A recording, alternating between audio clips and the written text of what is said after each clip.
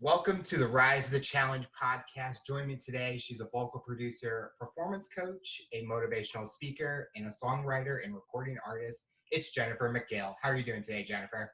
I am awesome. Thank you so much for having me. I am so excited to learn more about your journey and your rise to the challenge. So we start off with each of our guests. Talk about where you're from and what were you involved in growing up?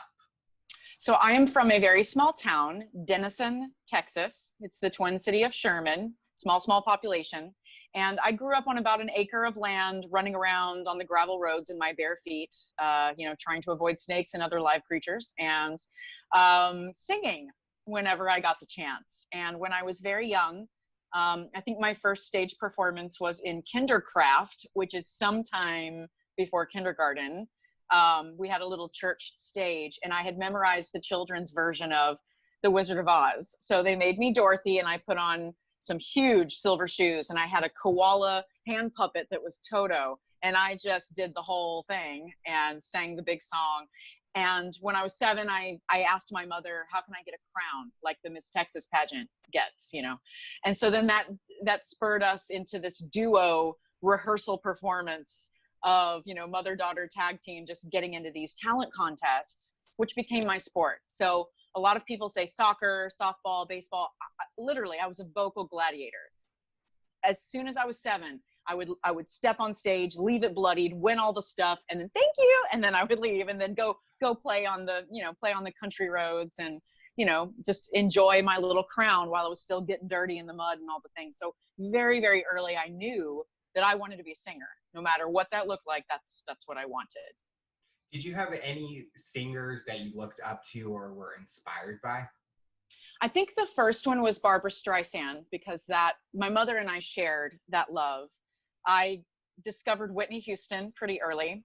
I could not stop playing the Wiz album with Diana Ross, Michael Jackson, like this whole cast of the movie characters, could not stop playing that. And then of course there's Celine Dion.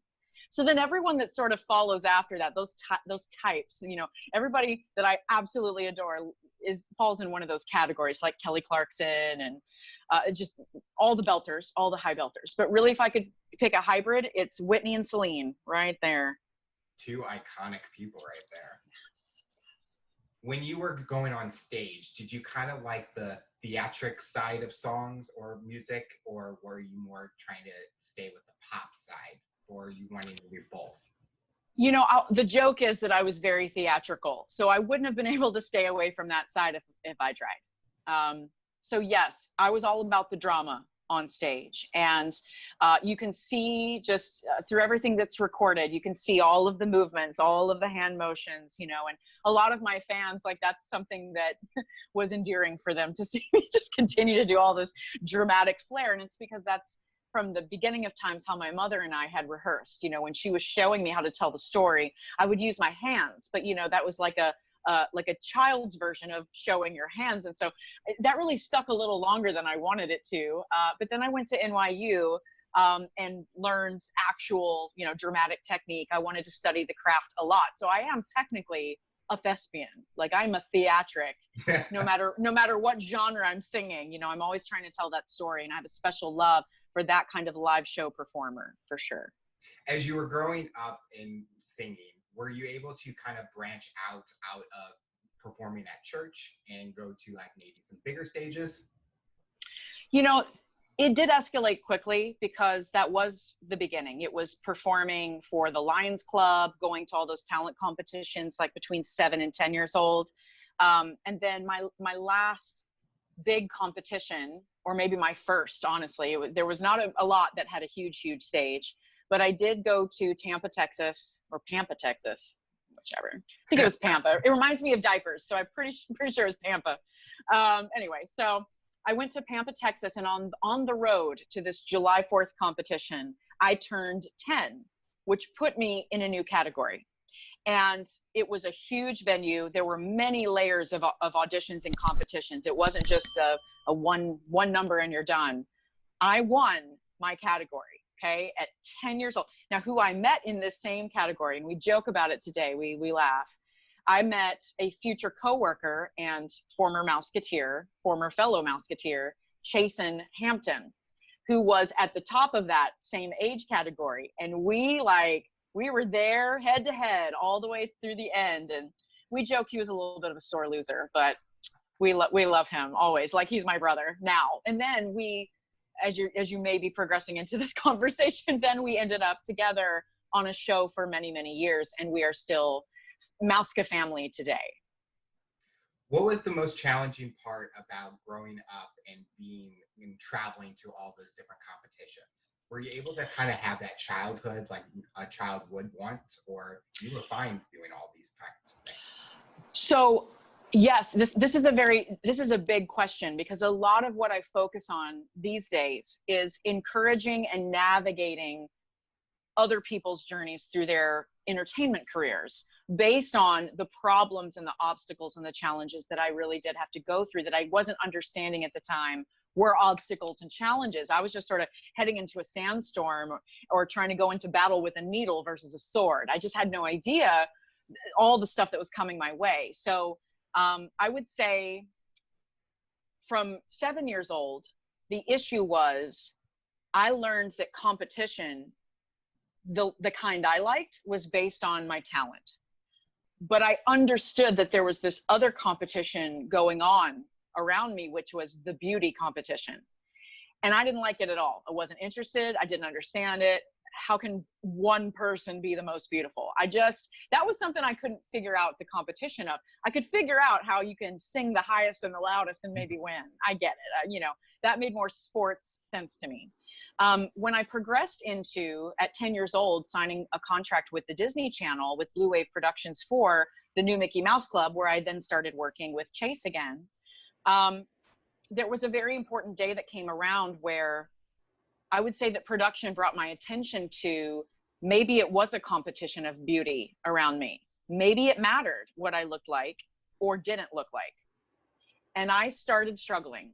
About 11 years old, 12 years old, I was told by production not to gain any more weight, but I was 12. So I think my family struggled with how to handle that as parents, how to help your kid eat well, but not withhold, not punish for how they look, you know what I'm saying, or how their body is changing and growing. But for me, it wasn't about the food. It was about this growing truth. I mean, it was an untruth, but I was treating it like it was becoming a truth, that I was never going to be physically good enough to do what I wanted to do in this business. I would be held back because of how I looked. It was a growing question, which it felt over time kept getting answered with, yep, that's exactly right. Yep, that's exactly right. And then it turned into a very, very hard to get over a challenge, if you will. I really had to rise above this challenge of getting over what I look like on the outside, and why does that matter? Yeah, that's the hard part, because definitely at a young age, you're not thinking about the kind of what you look like on the outside. You're just trying to enjoy everything you're doing. And it puts a lot of stress on you, probably, that, okay, now I got to rethink, okay, what am I wearing? What do I look like? What do I now, like you said, what do I got to eat? And for some people, it's like, I don't want to think about that. I just want to enjoy it. Like you said, you enjoyed the competition of the talent side, not the beauty side. That's right. And, to take a step back from it all, I really understand that all parts of show business are fair in show business. It's show business. And so everyone auditions for parts. You dress a certain way to get a certain part, and then the next day you may be wearing another outfit. So as an adult, I can healthily understand that part of creating your look is for the purpose of what you're showing and the job you're supposed to be getting. I can totally appreciate that. And it's any business's right to cast who they think is going to represent what they need. And I think then the disconnect is, and what I can understand now is, that was just a season where show business wasn't really embracing non-skinny girls, at least. Yeah. And that's okay. It was a season. I mean, it's not okay, but it's fine, because now people are evolving. When I see the Disney Channel, when I see kids shows, when I see any kind of shows now, movies all the way down the screen, etc., way more diversity, way more variety. So for a long time, I have not been as unhappy about what show business means as far as how people can get cast. But my job, like my passion, throughout all the different pieces of my career is to continue that through line with young people, that you have to know who you are from the inside out. Because when someone comes to you and says, I don't want you to gain any more weight, you need to be able to be free to process that in a way that you can understand the business side. Hey, maybe this is an opportunity for me to actually get healthy before my health becomes a problem, right? That's nice. That would be nice. Or this is not the job for me. Thank you. Goodbye. Thank you so much for the opportunity, right? We need to be able to stand on our own from the inside out perspective of ourselves and know when to say no, when to say yes. Because when we feel trapped in a situation because we think, okay, I just need to people please, I just need the job that bad. Imagine all of the different ways that show business can tear someone down from the inside out. The choices that we make because we think we don't have a choice. Yeah. I think people nowadays, they kind of want to be a people pleaser and they want to just say yes because they're like, well, I have no choice. But I've had that experience where I was always a yes person. But then kind of over time, I started to say, okay, I got to think what's best for me. Like I have to be confident in my own skin and not let someone else dictate what I do. And that's a great advice that you're giving is people got to find that confidence in their own skin and showcase who they are as a person. You're absolutely right. You're never past your prime of purpose. I mean, I think that's something that a lot of women past a certain age, it's different for everyone. Even taking away the show business, right? Even with that, everything I've spoken about, this is something that I have grappled with in public high school, middle school as well, you know, asking, like starting to compare myself to other people. Once you get out of high school, it's, well, are you going to college? Well, what degree are you getting? Well, what job are you getting after that? Well, are you dating anyone? Well, are you getting engaged, married, children? Are you going to keep your job? Are you going to I mean, it never ends if we don't end it. It never ends if we don't end it. So we have to understand that you're never past your prime of purpose. Your purpose may have a different timeline than everyone else's, but no matter what, if it's not fulfilling you and making you feel like, yes, I'm doing what I'm created to do in a healthy way, it doesn't matter what the paycheck is if you're not going to be around to spend it, or if you're going to be so miserable that no amount of money is going to make you happy. I mean, that's what I try to really focus on with young stars, you know, young up and coming recording artists, especially. You got to know what you're exchanging for this fame and fortune that you think is going to solve all of your problems. You know, and it's the same for anybody. Did you have when you were doing those competitions, what was going to be that dream job that you were going to go for? You know, I really did want to be Whitney Houston. I wanted to be a recording artist. That was the number one. Like, I wanted to be number one pop female vocalist of all time.com. Really. Like that. I mean, I only had until 10 years old to think along those lines before I became a Mouseketeer. And then I really was in full out television production for 7 years. Like my whole high school, from 5th grade to senior year in high school, that was my focus. So in a way, I was very satiated. I got to be a recording artist every week.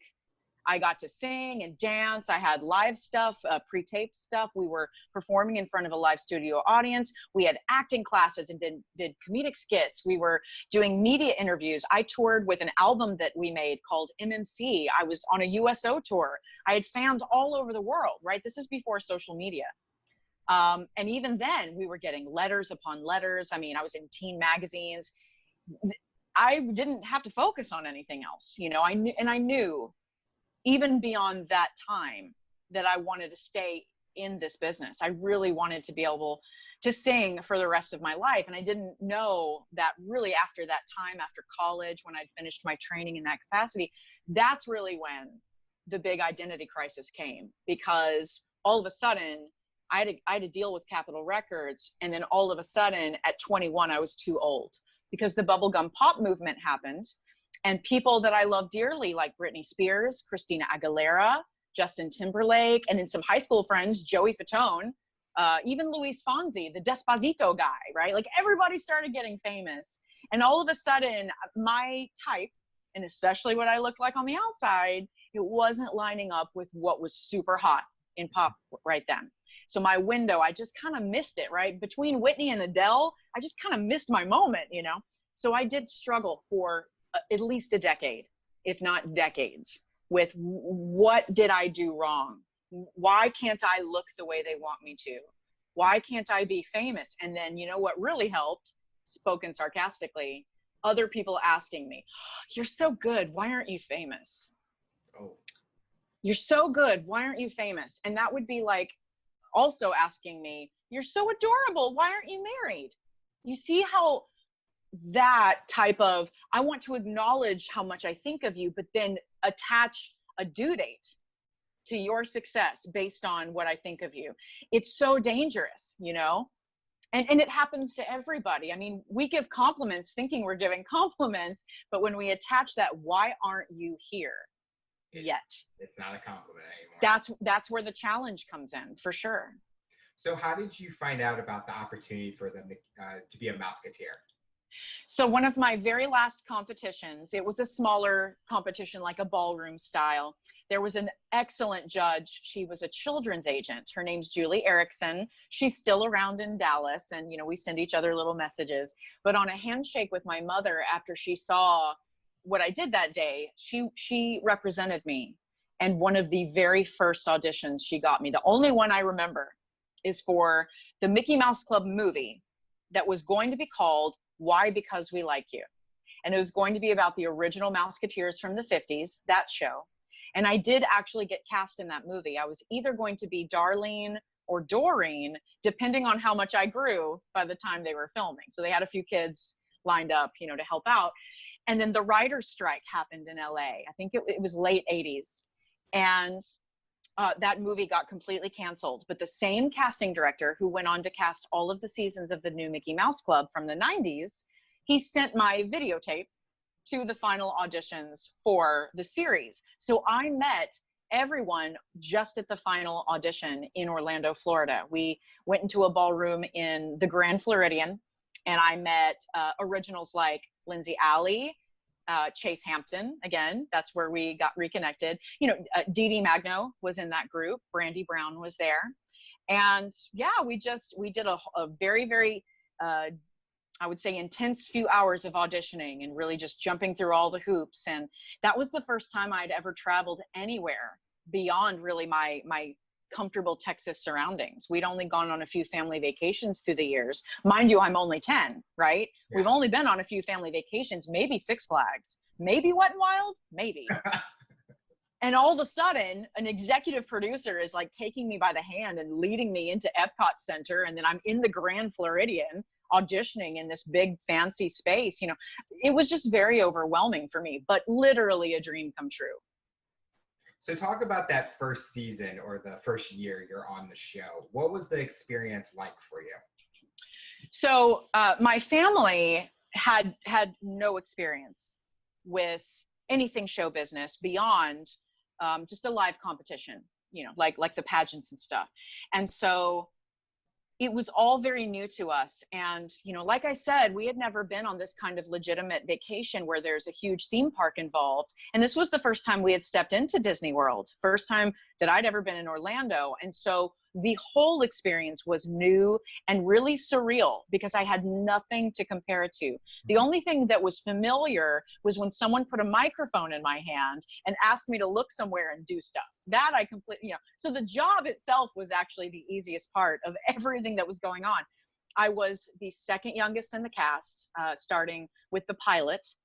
Lindsay Alley is our youngest, and then there was me. There was also Josh Ackerman. We were all very close in age, and there were a lot of older teenagers to us. I mean, even if it was just a year apart or 2 years, that was a great distance between 10 and 12 or 11 and 14, you know, so even 11 and 13 for that matter, you know, a lot of changes. And so I really did feel out of place socially because I would say that's those inside doubts kind of starting to come out, though I personally was very uninhibited, very excited, very confident. And like I've said, a theatric. I was definitely a hand, which is one of the reasons why I was on the show, because I was great at their comedy skits. I happened to sing well, and I was great at comedy, you know, great. Everything else was going to work out. We had these amazing dance classes that I was okay at, right? But I remember years later with all of this hard, intensive work that we would sit down with a vocal session, and all of us would have all these pieces of paper. I mean, we had binders full of scripts and lyrics and sheet music, which we honestly didn't need because we learned everything either from someone plunking it on the piano, or we would record it in our big old cassette tape Walkman situations, or we would have those cassette tapes sent to us, and we would learn through ear training. So the sheet music kind of went out of the window after a little while. But I would say that after all these different intense studies of acting, voice, and all these hours of dance, I remember a few years later, still on the show, I went to something called Mouse in the House. And I was the prize for a fan to welcome me into her home life and show me around all of the different things that she does in a day. And I went to her dance class, and I learned the whole dance that day, right? I just went into the dance class. They taught me everything. We were going for it. And at the end of the class, I said, how long have you guys been working on that dance? And they said, pretty much the whole year. Oh, wow. And I was like, okay, and my point wasn't to, embarrass anyone. And hopefully I didn't, because, of course, everybody learns in different ways. But I had not realized how intense my training had been. All week, we just show up Monday through Friday, let's say, or Tuesday through Saturday. Every season was a little different, and I was there the whole time. So I can say they were varied. But you show up to work, maybe in the morning from 9 to lunch, about 3 hours worth of school, because every minor on that set had to be at least 3 hours into school per day. So if you had a heavy schedule that day, you do your 3 hours, take lunch, and then it was voice, then it was recording, then it was dance, or it was comedy skits. Now, let's say we were at Wednesday, morning is school, and then after lunch, I do another dance, another different comedy skit. Oh, wait, they've changed half of that script, so now all the pages are different colors. Highlight again and let's go over it, okay? And then we learn a new song, and then maybe I do an interview. Wednesday, come in, finish dance, record second harmony. Oh, guess what? The script has changed again. We got to highlight. I mean, it was constant absorption of information and then extracted, right? Back and forth. So our brains were heavily exercised in memory and recall and taking direction. And then you have a day where you're in school all day because your schedule's light, but then next week you're going to use those 5 or 6 hours you banked because you're going to go on location and shoot a video in 108-degree weather. Girl. In a pasture with wardrobe ladies spraying your face. In Texas. In Texas, right. And so, you know what I'm saying? It was an absolute joy, because that is what lights me up, is being in production, taking direction, spitting it back out, people pleasing, of course, doing it right, getting the kudos, and having so much variety. So I can appreciate that no matter what class I step into or who I talk to who's my same age, there are a few people who are in constant boot camp show business training from 5th grade through their senior year in high school, then extended it 4 years into NYU musical theater training, right? And then went on to continue to do that for the rest of their days, as far as just staying in that business and learning. And so I feel extremely grateful that I have had so much of that come my way naturally, and that I still don't feel like I'm ever done learning. Yes, that just the schedule that you just said, I'm like, at a young age, that's a lot for. Yeah. The first time I stopped working and just went to school was college. And that's a whole different. That's a whole different life. Yeah. Wow. I mean, but it kind of, like you said, it kind of taught you and prepared you for like after and being in the industry still, and you kind of understand, okay, like if you're working with younger stars, I went through my experience. Now I can understand what's the different outside perspective and how they might be feeling and going through that. Wow. Yeah. So when you were doing episodes, I guess it was live, you said live and tape? Correct. We filmed in front of a live studio audience, but almost nothing we did was literally live. Okay. with no edits. Right. What was your favorite kind of skit that you did? Like, was it the singing, the dancing, the comedy? My absolute favorite was music video production. And it's because the arc of how you create that product is all of my favorite things. So you sit down and you learn the song. You either choose which one you want to do, or you choose which part in the duet you want, or you figure out your harmonies. You learn. And then my favorite part is when you go into the recording studio and you actually put it all together. And then you're, of course, at that point, you're directed. Back then, this was before anything digital. So everything was tape, and you had to get it right until you got it right, because there's no auto-tune, there's no digital helping. If you sing it out of pocket, which means a little before or after when you're supposed to come in, you got to do it again because they can't move it for you later. If you forget a word, you have to do it again because they can't cut it in later, right? So it was wonderful, detailed stuff that my brain thrives on. It's all those fun details that I absolutely adore. And then you're working with so many people back then, right? It wasn't like I would just get a track. Like today, I could just get a track, sit in my little home studio, put my microphone here, put my headphones on, fix everything, send it back. That's super fast. No, it was a whole literal production to do a production back then. So yeah, after you record, then of course they fix everything, and then you start learning your dance moves, and and it's exciting the day that you get your tape when you're hearing your version of a cover song, your version of a song you've heard on the radio. And you're like, oh my gosh, that's me singing the song. You learn all your dance stuff, right? But then you go show up at a video shoot at least a week, if not a month later. And then you're lip syncing to whatever it is that the scenario of the video is for. You know, and on the Mickey Mouse Club, we did 10s of 20s of 30s of videos. I'm sure we easily hit 100, if not 300 videos. Easy, at least 100, okay? Now, I wasn't in all of them, but I got to watch a lot of them if I wasn't in them. And just everything that it took to film all of the dry ice used to be a big deal, right? With all the smoke and the lights, you know? I mean, it was just awe-inspiring to me. And then someone or many someones went into a room and cut it all up and put it together. It just blew my mind. And so then, of course, the final product, you know, and that's what I got to see. I just loved that process so much. That was all of my favorite moments. I also love making people laugh, but I just didn't walk into the show knowing I was going to be good at comedy. I just knew I loved that process too.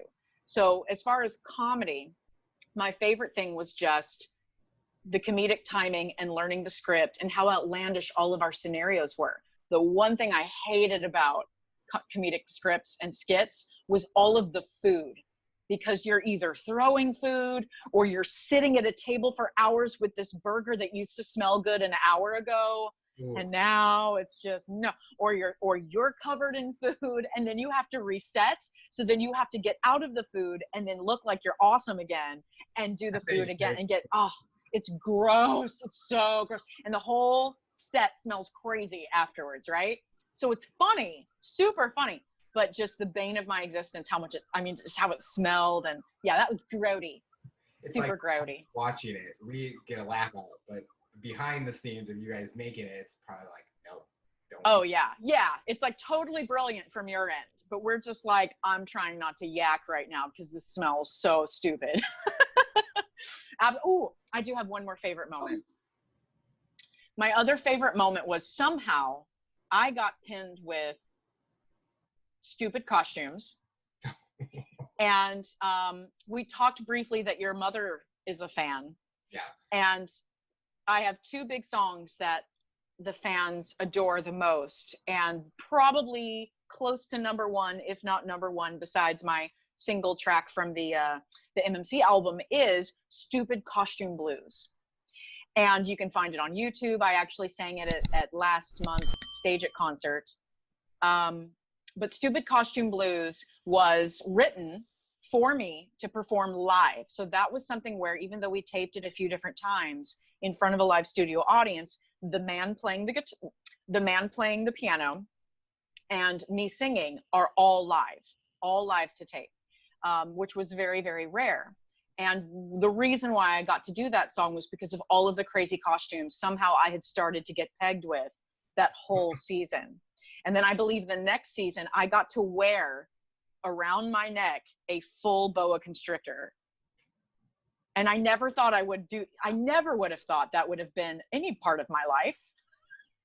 And I wasn't deathly afraid. Now I hate snakes, but usually the ones I hate take me by surprise, and they're really moving fast, and they're kind of, you know, they're all over the place. This one was handed to me by a trainer. I got to work with this snake before I put it around my neck. I understood that it's okay, everything's, and I just trusted the trainer. I just trusted that this was going to be okay. And yeah, that was amazing. What was more amazing for me was the hours I spent with it on my neck, like around me, waiting, like for blocking and for taping, versus the few seconds I had it on during the actual skit. It was very cool to just sit there with it and be like, this is okay. This is all right. It's okay, you know? So yeah, a lot of fun little tidbits and just odd stories that just pop in my memory, you know, when I start talking about the 6.5, 7 years that I did all of this. It basically was your childhood, was that? It was, yes. That's something that I really like to help people understand, the compartmentalization of, I had a normal childhood. This is going back to an earlier question you had.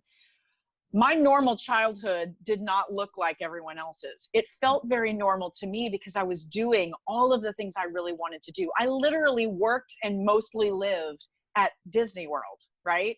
So my childhood was awesome, okay? So bad. It was so awesome. So there was that.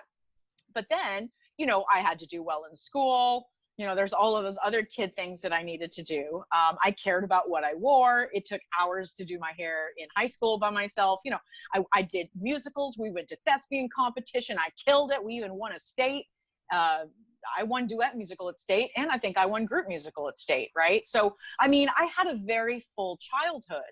It was just way, way more magnified as far as how many people were sharing parts of my childhood all across the world. You know, and so that's the part that I can't wrap my head around, that I was always being watched. Mm-hmm. And that's the part that I find more normal than other young people would, of course. You know, these days though, I don't know, social media, you choose when you're going to be watched, I guess. And I didn't. You know, I was a tourist attraction. You know, the Disney MGM Studios backstage tour they would just walk past us, the plexiglass, and like, we would have tours all the time watching us do all sorts of things, including eat lunch, you know, and we're all like, hi, just trying to eat, but that's cool, you know? So it was absolutely not the norm, but to me, it was very appropriate.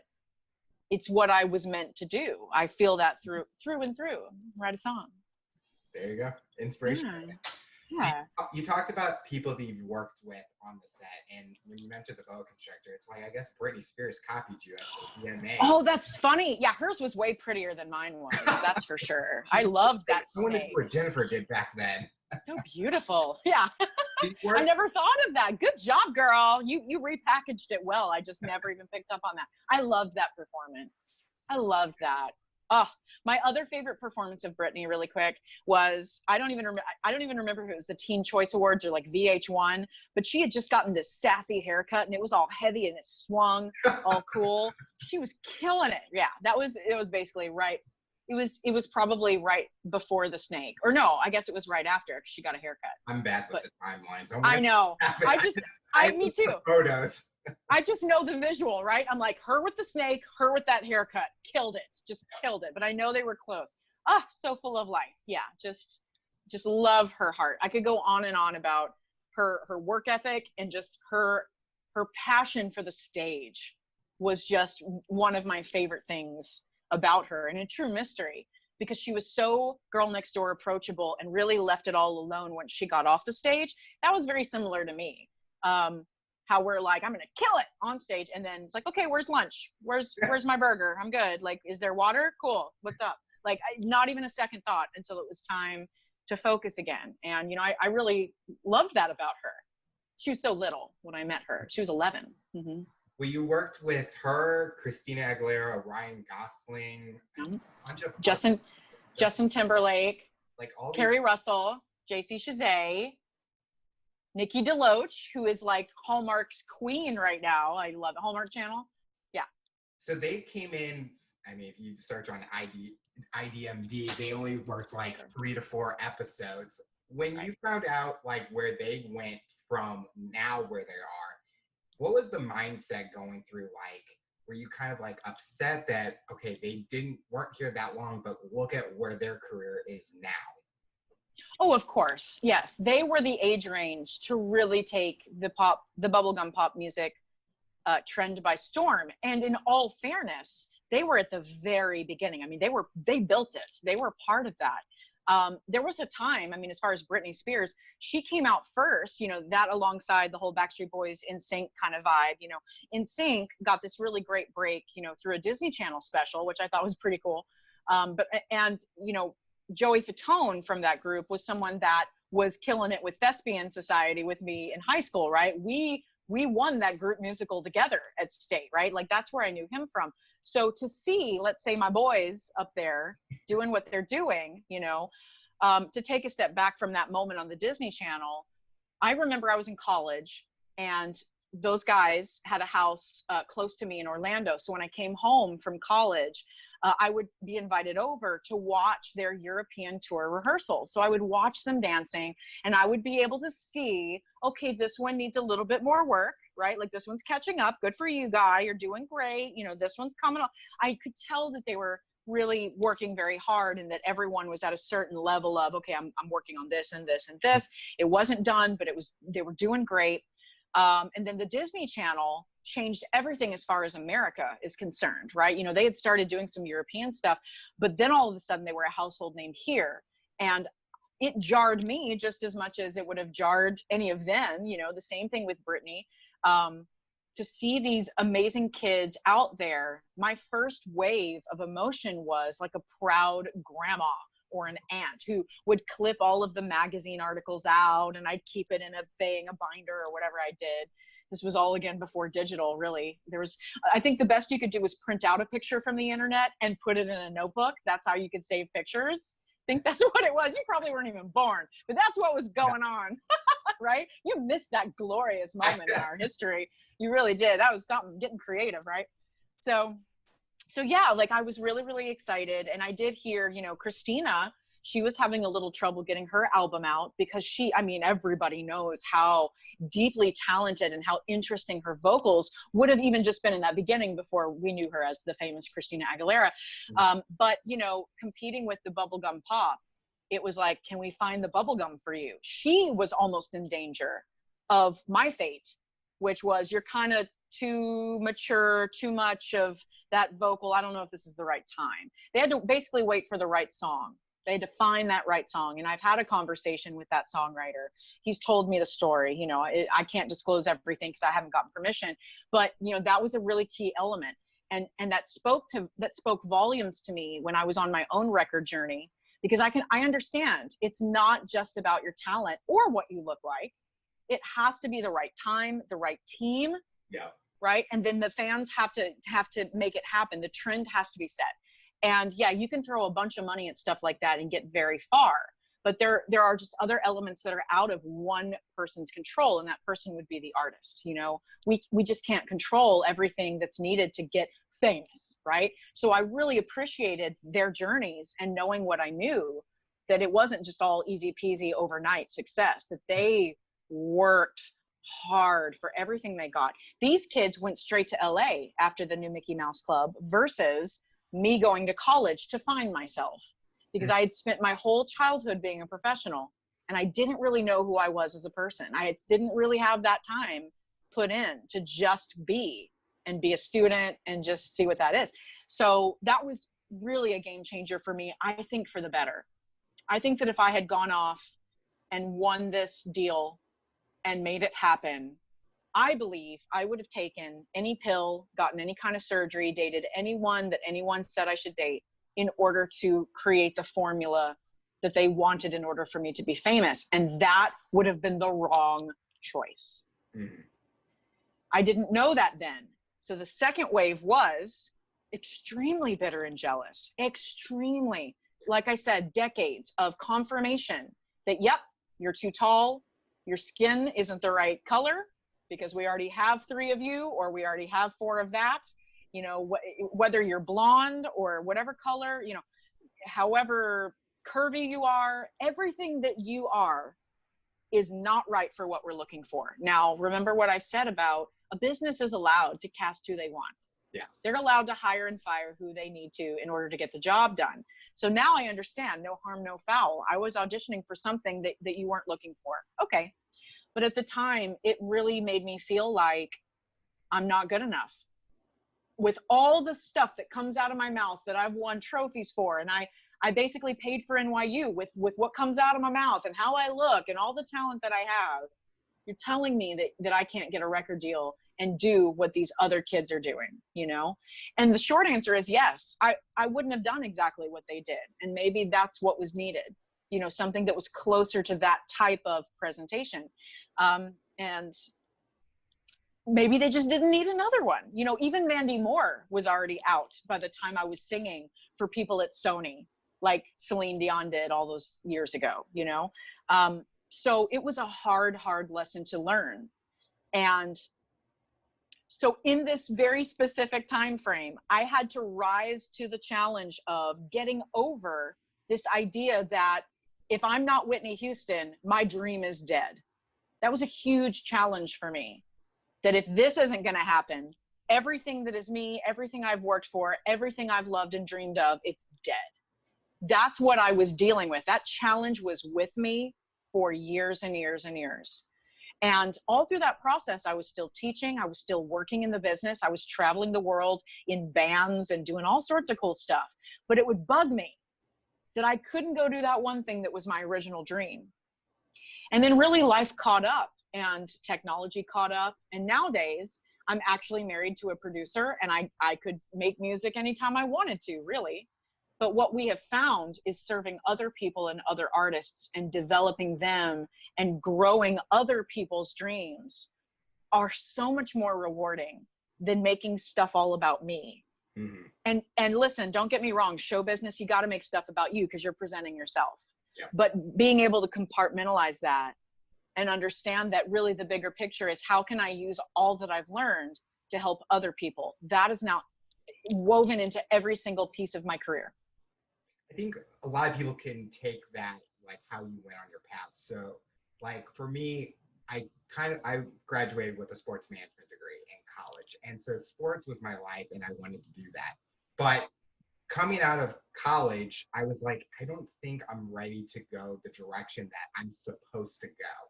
And like for your example, everyone went to LA and did the singing and all of that. But for us, we went in a different direction because we were trying to develop skills, learn education and all that. And I feel that everyone has the path that they want to go. A lot of times with the show, I always ask, what path are you going to take to rise to the challenge? It's one of those questions where it never ends. Like there's no set way that you're going to go. You're going to go in this direction if it works for you, or you're going to go into that direction. So you were talking about your transition out from the Musketeers or the Mickey Mouse Club. Talk about what was that next opportunity after college? I like to call the time right after college building from the ground up, because I really did start over. I had all these seasons of television under my belt. I had experience with a record deal. I had this college degree of musical theater drama. And I needed to go back home. I was done with New York. I was done with waiting for my life to begin in that capacity. And so I went back to Orlando, and I actually lived with my parents for probably about 2 years.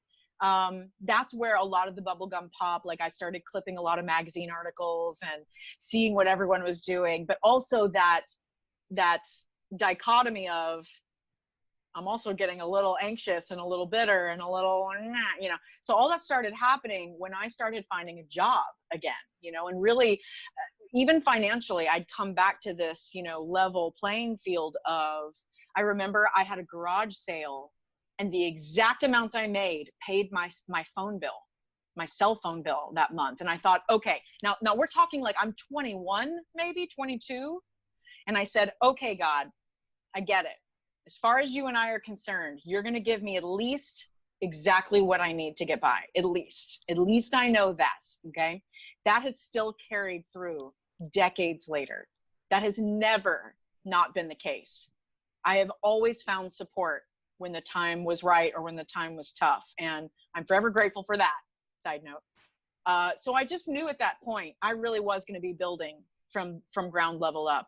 And really, I don't know if I'm trying to do the short version of it. What I found was when I would go audition for almost anything, I was able to fit into that show. And so I chose some very good shows to start building my Orlando career back towards this reputation of, hey, I'm now adult and please hire me for things. And I showed up helping out this organization, singing a very difficult song. And one of the directors from Walt Disney music, I don't know, one of the directors from the auditioning music department of Disney company, especially with Walt Disney World, that director of certain live groups at Epcot Center was in the audience to see me perform this big song. And he invited me to audition for an a cappella group for Epcot.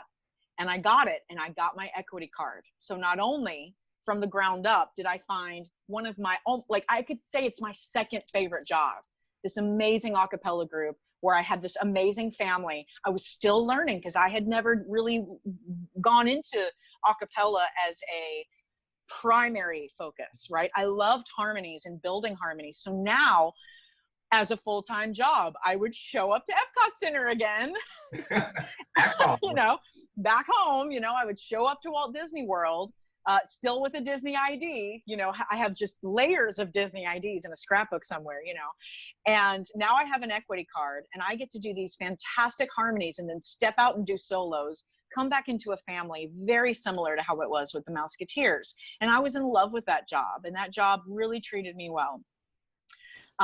Yeah, so really, long story short, after college, building from the ground up my Orlando career, I did make my way into that priority category of top female belter singer for that Orlando area. And I existed there for many, many years until I felt the calling to start finding my next step, my next place to live. You know, I visited New York again. I spent some time in Hawaii. I did some incredible work with worship leader ministry, dramatic musical ministry locally in Orlando. And then I ended up in Nashville, and I thought, wow, really? Nashville? Like, the one thing I haven't labeled myself as is a country singer, even though I am from Texas and I can sing country music, but you know, why am I here? I'm sort of asking, why am I here? And that was about 8 years ago. And from that time of waiting for that next step answer and knowing that this is where I'm supposed to be, but why? The why is still ongoing, but it is an incredible journey as far as what the heck am I doing now? It's a lot. When you got to Nashville, what was the plans for you to do? No dramatics here. My plan was to get into an apartment and wait. Okay. It was a little scary, you know, it's a little scary.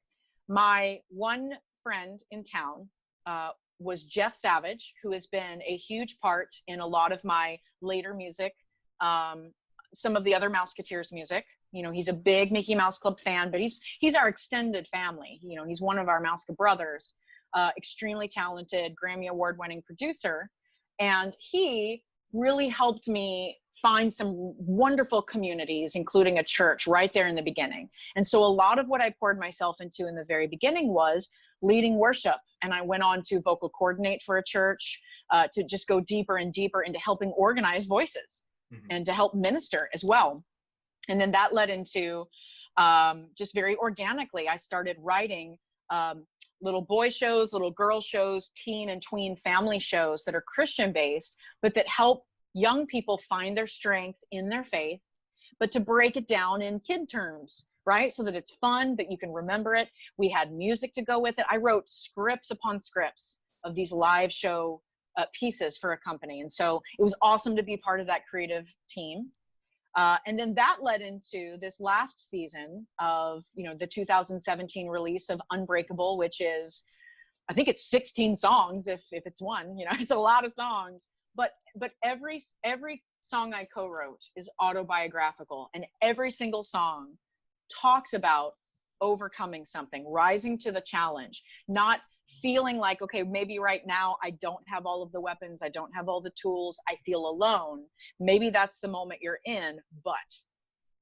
And those songs map out all the different layers of emotions I've gone through, all of these different trenches and challenges.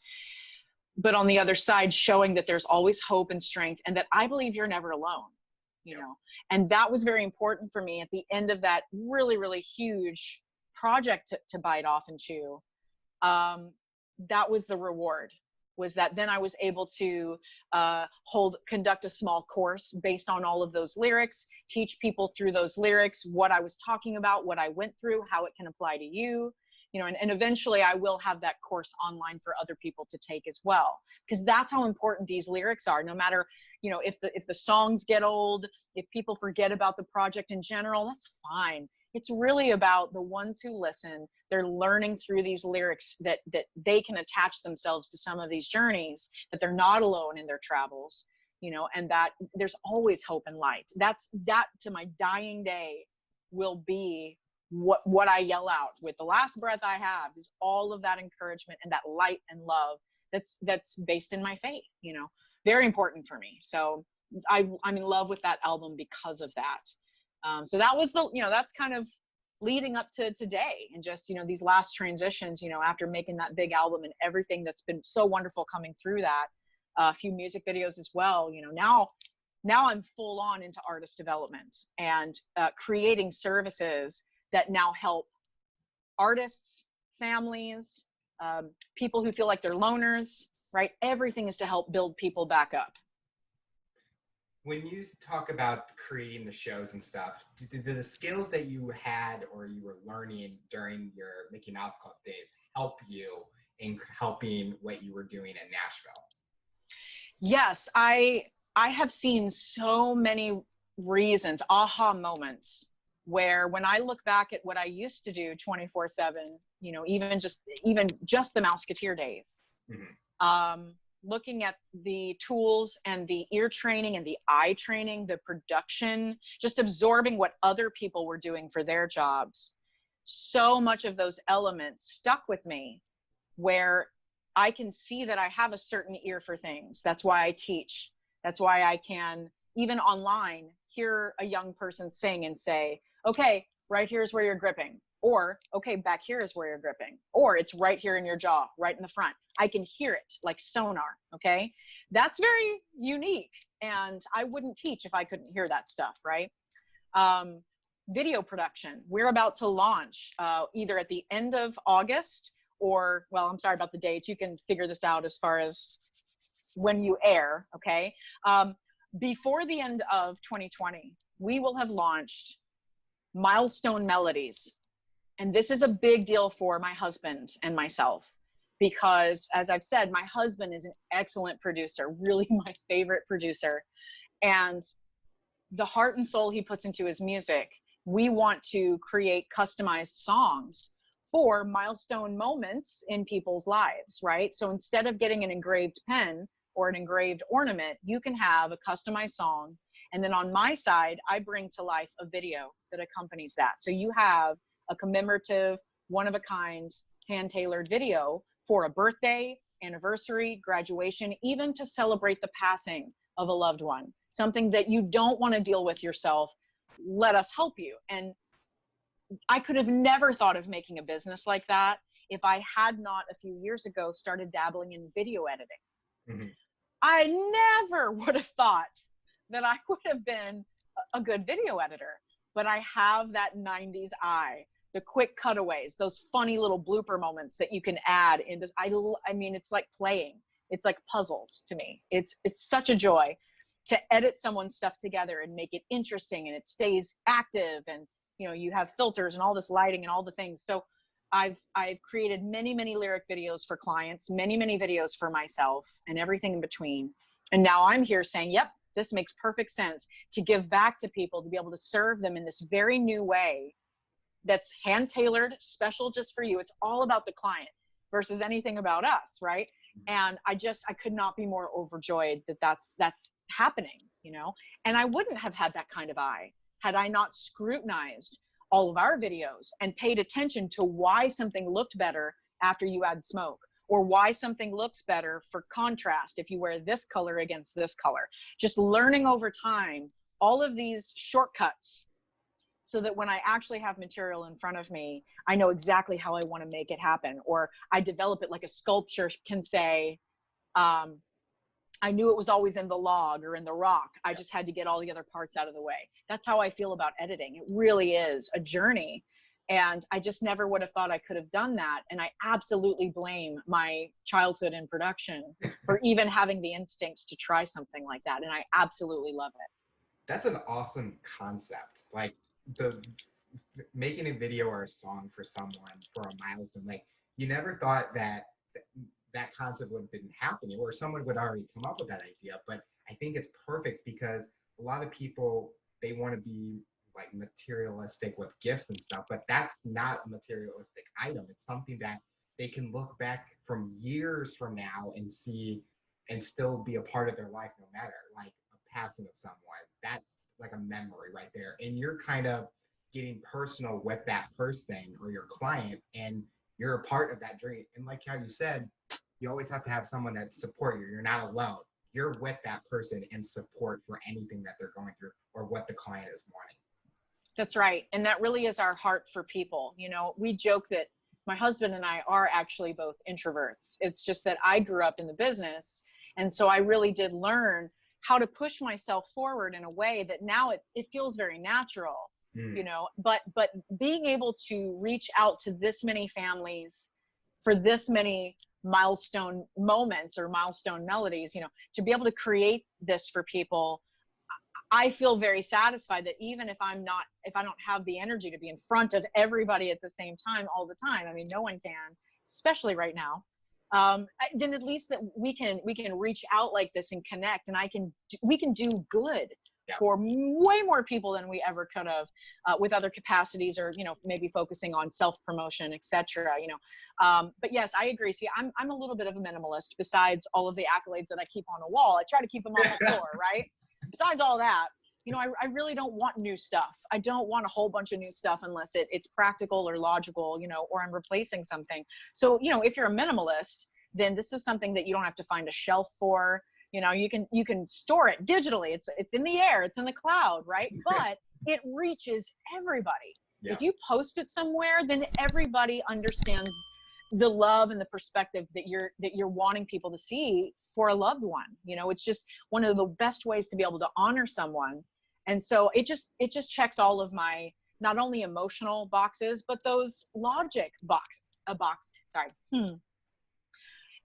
so this concept not only checks all the emotional boxes, but it checks all those practical, logical boxes that I like to file as well, you know. And so it just makes me happy all around. And yeah, if you want something engraved, that's always going to be there for you. But there's no other company who is doing this at the level at which we are doing this. And I think that's on purpose because of how passionate we are about that customer service. That's definitely our edge. So we're really happy about this new venture. Thank you. You talked about your album and how each song represents something that you learned, or you're growing, or something that you went through. If you had to pick one line from any of the songs on that album that kind of you would want to tell someone listening to this interview, what would that line be? So my signature song from the album is called What I Know Now. And really that whole song, I know you want one line. I would say it's in the first two phrases. More than a shooting star, you're so much stronger than you think you are. More than a flash in the pan, you can do more than you think you can. And if you continue, it just talks about how we feel so small when we're in the midst of that challenge. We really do feel like we're under it. And then just having one person believe in you, or to remind you who you are, to remind you that even if it looks bigger than you are, that's just perspective. And it's time. It's just time. And by the end of that chorus, It says, they, like, let's say the challenges, they're only 4 feet tall and you're so beautiful. If you could know what I know now. And so that song was dedicated to that 12-year-old who was told all those years ago, don't gain any more weight. And the 11-year-old who was told that if you tell anybody that, you know, I was going to do something wrong, then you're in trouble. And that's a problem. It's a problem that everybody comes in contact with, that subtle bullying. You know, I was never punched. I was never hurt physically, but there was enough of those subtle threats and those pushes towards directions that felt wrong and felt demeaning, that most of us have stored away somewhere, just in little pieces of us. And again, like, even though I wasn't outright bullied, I wasn't smacked or anything physical, I suffered from the repercussions of letting those non-truths grow into truths about myself, that I'm not enough or I'm too much, you know? And that is a universal problem. It's a universal challenge to tell yourself, I am enough and I'm just enough. I'm exactly what I need to be, and to actually believe it, even if other people tell you otherwise. You know, the world is not always going to agree with your purpose, but it's all about perspective and how you're looking at that challenge. So yeah, I would say more than a shooting star, you're so much stronger than you think you are. I definitely can relate to that. I did an episode for this show on all about self-confidence and how everyone may be struggling with it, including myself, but it's how you take the steps to get over, like, challenge yourself and get over it. And one thing with doing the show is, like I said, I'm some normal person in this world, and it's like, how do I get myself out there? Yes, I've had all the negative feedbacks. Oh, you're not going to do much. You're not going to get great people. And each day I make it a mission to kind of prove to those people that my passion is going to get me to where I want to be. And the people that support me, who do these interviews, each day I learn more and more about myself, and I'm doing something great. I'm making an impact. If I help one person, to me, it's better than nothing, because one person can lead into a domino effect, and it just keeps on going, and nothing's going to stop me. I mean, I'm getting over that mountain. I'm going to do everything. And I kind of like that line. And now it makes me want to go listen to that song. You should, honestly, like, really, like, not even about like self-promotion. I mean, because really my passion is, I don't want you to just listen to a song just because I did it. If it actually is going to help you. Correct. That makes sense, like, as a new mantra, you know? And so we have lyric videos for all of those songs that you can find on my YouTube channel, just Jennifer McGill. But also, of course, it's streaming, and that song's called What I Know Now. And actually what I did with that video is I took a photo journey of myself from when I was itty bitty. And so you start seeing, the second verse starts talking about people are quick to shame. Mm-hmm. Don't play by their rules. No, don't play their game, right? Like, that's kind of where it goes. All right. Now, around that lyric is where I start showing you around when I was 12. And that was the age when people started saying, you know, you might be a little pudgy. Okay. And then I keep growing and growing and growing. You know, I get older and older through the song, but I was very purposeful in placing those pictures in a certain order, because this really is a love song to that little girl. And really, like, that was the birth of that song. That was why I started writing it. But I have not met someone that I can't say those words to and not find a way that it can help them just stay strong in that journey, because it's really about you prepping and drilling what's most important to you, so that when it's the right time in the right place, you're ready. Yeah. Versus I have to be famous right now, or everything has to fall into place today. You know, that's not how it works. That's not reality. Yeah. It's not all just going to fall together every moment of the day. But my life would have been very different had I not had this opportunity with the Mickey Mouse Club. And I can't tell you that I made that happen, right? I saw my audition tape a few years ago. I have no idea what they were talking. Like, I don't see oh my gosh, I have to have this kid in the show. I don't see it, right? because I'm just this little girl, Mhm. you know, and I'm not even singing a really high song. They must have already known, like, whatever I did, you know, was just some other epic, something that they didn't show in this edit that they put together. But what I did have was my microphone, and I had a secret. I could tell in my eyes, I was kind of looking to the side. So I could tell even from just that moment, maybe that's what they meant. Maybe they just needed to find something a little deeper in someone's eyes. Maybe I'm the blonde haired, blue eyed white girl that it made sense to hire out of the 50 bajillion that you had on tape, you know? I can't busy myself with why I was chosen just as much as other people, including me, can't busy ourselves why we were not chosen for something. It's a waste of time. But you take that opportunity to learn what worked, what didn't. You take the next opportunity to try something new, to get better at what you do. Every time you fall, if you learn from that, it is not a wasted opportunity. It is not for nothing. And I want to say, like, the biggest thing that I learned was it's okay to have negative things impact you. It's okay that things happen in the world that are not perfect, because this is the imperfect world we live in. It's not going to be perfect this side of heaven, but don't let those things stay. You can feel sad. You can have a bad day where you don't like what you see in the mirror, or you think, man, I could have done that thing better. Gosh, I wish I knew this already. But don't let it stay, because when it stays, it starts to become truth. That's where we all can unite and help each other, including be aware within our own selves of that difference between, okay, I understand that you have this moment, but we as a people aren't going to let you stay there. We're not going to let you stay in that dark place. That's not going to become your new truth. You know, that was the turning table for me. Each And day, it's that simple. Yeah. each day, I mean, our past, we learn from it, and you kind of have to say, okay, that happened. Now let's continue on and let's pave the way towards the future. And yeah. everyone has had those. A job opportunity that I've had, which wasn't the best opportunity, but in that time, it was the best for my life at that moment. But I've learned from that. And when I talk to people about it, they're like, oh, okay, I can see why maybe you struggled, and then we are learning from those opportunities each day. So I totally agree with that. Easier said than done. We totally get it, that it's absolutely easier said than done. Yeah. But it's a simple mantra. You can feel your feelings. That is absolutely allowed. Don't let them stay. Yeah. So what does the future look like for you professionally and personally? What are your next year, 5-year goals that you want to set for yourself? So this year, the current goals are really love on Milestone Melodies as a company, really nurture that baby, let it grow.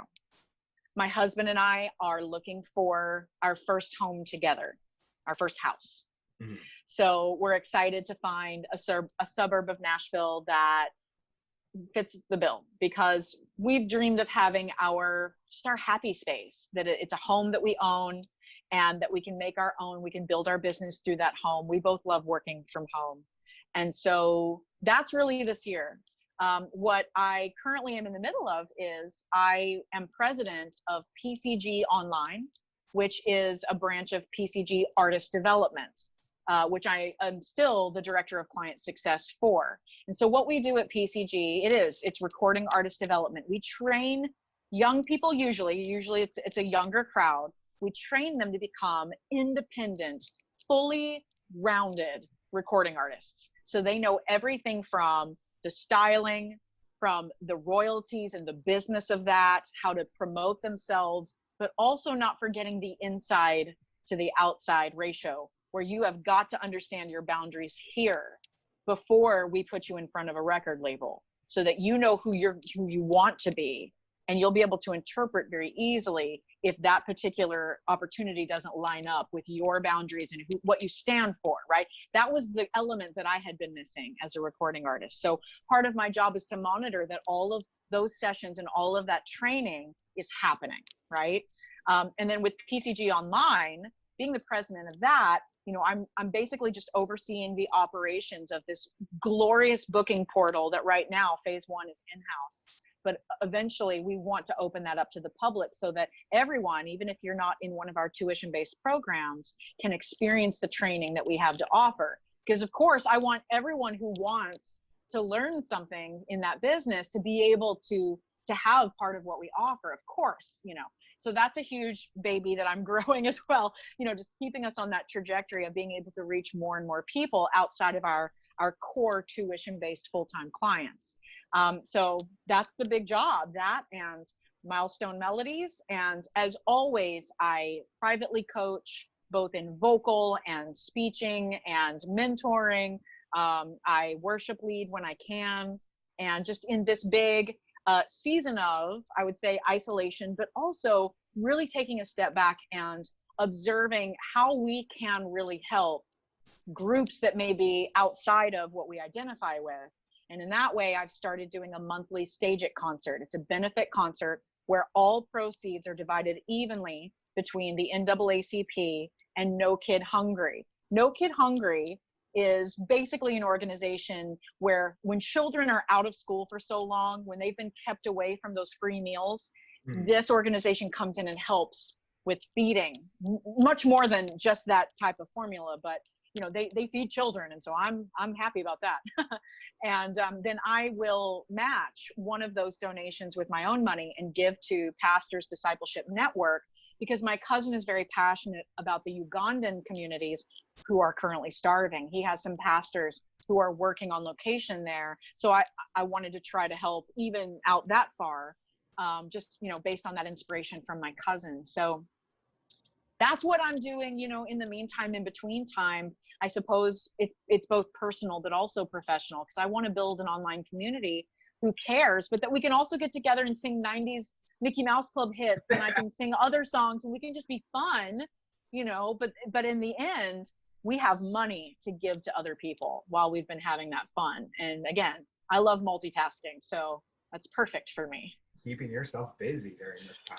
Yeah. Can you believe I actually sleep too? It's awesome. Do we all? I don't think I sleep. I'm good at it. It's kind of crazy. Maybe that's why I get so much done. I can't tell. Some people get much done with almost no sleep. I'm not there yet. We'll see. Give me a year. Yeah. We'll see what happens. I mean, if as long as I get 5 hours, I'm good. But don't expect a lot of me from the beginning. You gotta give me some energy drinks or something. Right.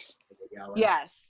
Yeah, I like to say that I'm kind of a 12 to 8 worker, but really it's more like 8 to 8. It's really what ends up happening. I feel like with the company I work for, we work like after hours, and I'm like, okay, is this email important enough to answer right now? But it's kind of like, during this time, you just have to do whatever you can to keep on going, I guess, during this time. And I think that's been a personal goal for me, is to learn how to say no, especially coming from a people-pleasing background and really caring about everyone being okay, like being happy and being satisfied, especially through my connection with them, and being able to say, okay, that email can wait till Monday. Okay, that call can wait until this particular hour. It's not, it's a switching of my focus away from having to make everything a priority. That's been very difficult. But when I don't do that, that's when I start unraveling. And I'm sure I'm not alone. I can't imagine. I mean, I'm not a mommy, but if I were a mommy, I cannot imagine not making your child the priority over anything else. And I know it's a struggle with mixing work and family and my students. You know, I have a lot of kids if you count all my students, you know, and being able to make sufficient quality time for everything that needs to be taken care of, I believe it does take a little bit of organization, if not a lot. And so I do encourage people to really evaluate, okay, what can wait? What needs to happen right now? What can wait? What could I even just let go of for now and see if it floats back up later? That can be very hard to do when you want to do everything. But yeah, being able to say no or to categorize and prioritize, I think that's a huge talent. And you do have to practice that if it does not come naturally. For someone in the industry that you're in, what tips or advice would you give them to rise to their challenge? I think the first and foremost is really pick the most specific version of your biggest dream. So like for me, if I wanted to be a recording artist, and let's say that whole Mickey Mouse Club thing didn't happen to like mess it all up, just kidding. But you know, let's say I wasn't sidetracked. Yeah. If I'm a recording artist or if I want to be a recording artist in this day and age, I would want to pick the big goal. What does that look like? That dream. Visualize where you want to go. That's first. So you know what you're striving for. But then you need to look at the first, I call it baby step, because I want my brain to de-escalate as much as I can from having pressure about that goal. Okay. Maybe your first goal is a Google search for artist development training, or how to be a recording artist, YouTube, or songwriting, right? Like just whatever this dream is. I want to be Whitney Houston, but writing songs, and I want to play the piano. Okay, cool. So then you can start looking at those first steps. Do I play the piano? Do I write songs? How well do I sing? Are you in vocal coaching? Are you in piano lessons? Are you working with even a friend or a family member to start looking at songwriting? So 101, just make sure that you're at least growing in that capacity. And then you want to find the next step. So if we look at that in general, it's the same thing with anything. If you want to be a therapist, if you want to be at a certain college, right? If you're looking to move to a certain state, or you want a certain kind of home, right? What is the first step? What am I qualified to do? What are my financials? What's my budget? What do I even have to work with? That's going to delegate which next step of training you need to look for, because most likely there's something you need to learn before you walk into that next career, or that next step, that next job. So yeah, I would say training, and then connections, and then be ready when the opportunity comes, because it may not come on your schedule. Yeah, everything will happen when the timing is right, or when it is able to be accessed, basically. Yeah, and I do agree. This is something I've wrestled with for years. It is who you know in the business, not just how great you are at what you do. You have to be able to open and communicate and share and promote yourself, especially in this day and age of social media. You've got to be able to share what you're working on and bring people to connect to what you do. Find forums. I mean, look at how we found each other. It's because I took a step and said, you know what? I want to talk to a few more people. I'm going to go join a forum, and I'm going to find some people that I really like, and we're going to have discussions about what matters, which is rising to the challenge, right? That's absolutely why we're here, is because I absolutely connected with what you had to say. You went out on a limb and you put your podcast together so that we could even have this opportunity, you know? So there's always this first step that came before this particular opportunity was able to happen.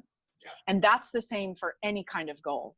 You want training, then you need to put yourself out there and know some people who know some other people who can connect you with the right people.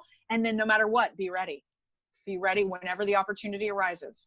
Networking has been like something that I live every day. If it's on the site that we met, in LinkedIn and social media, any way that I can put what I do out there, it's the best thing, because maybe even just them seeing my post, that's the one eyeball looking at it. And you never know what can happen. I love when I get feedback saying, I just listened to your episode, great job. And then it starts the communication, and then now they want to be on the show. It's like, I didn't have to do much. I just had to be passionate about what I'm doing and get it out there. And I'm so excited that I was the first one for you on that site. I know, this is my first one. I know. I love it. I'm enjoying every, like, I'm one of those people that when I listen to the episodes over again, I'm always taking notes, and you can learn something from everyone. And I'm at that stage, and I think we're both similar, where we're growing. We're learning new things every day, and you kind of have to. No one's perfect. No one knows everything. So I've enjoyed it. As do I. Yeah, go ahead. Question I have for you. From your journey through Musketeers or Mickey Mouse Club to your education to what you do now, for someone that's listening to this interview, what tips or advice would you give them to rise to their challenge, to overcome obstacles and accomplish their goals? To me, what has kept me from anything I've wanted, number one problem, number one challenge is fear. Mm-hmm. And fear for me is usually translated into fear of failure. So what if they don't like me? What if it looks stupid once I finish with it? What if I work out all this time and I still look fat? That's a hard what if to overcome when you're putting it into that untruth that you think is true, which is that I'm a failure, right? I'm never going to be good enough, or I'm always going to be too much, which was my root problem. So when I think about becoming a recording artist, I was afraid of what everyone would think. I was afraid of rejection. And I was afraid of losing my identity if there was nothing else after being a recording artist. It's almost like I was paralyzed, Mm-hmm. you know? Fear, think about it. You either fight or you run away, or you just get paralyzed and nothing happens, which is like running away. So when you think about what fear does to us, I'm pretty much sure that everyone fits into one of those categories when they're looking at what happens to them when they're dealing with challenges. So I would say that the way to overcome fear is very different for all of us, but it's always internal first. Think about it. Everything I've talked about has started from my inside process versus worrying about the other people outside of me as far as rebuilding and recalibrating what I need. When it comes to my faith, that's an inside thing. That's something that my soul talks to, you know, my creator. I hear and feel from that spirituality, hopefully all the time, like just a constant piece of who I am, you know, and I've had to work to build that openness about it. I've had to work to be in that place where I feel supported and I know that I'm loved and purposeful, no matter how I'm feeling, that I understand that ultimate truth, right? So that really changes a lot of perspective right away.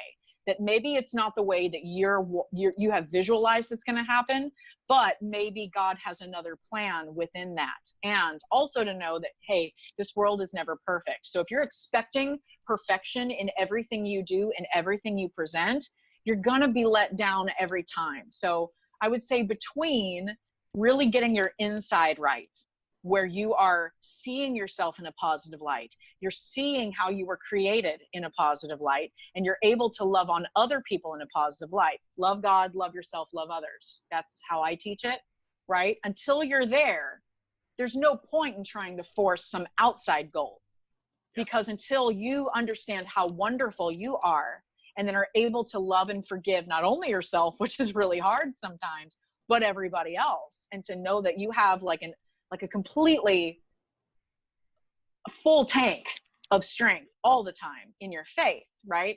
Until that's happening, a lot of that fear will still be this close to you. It'll just still be so close.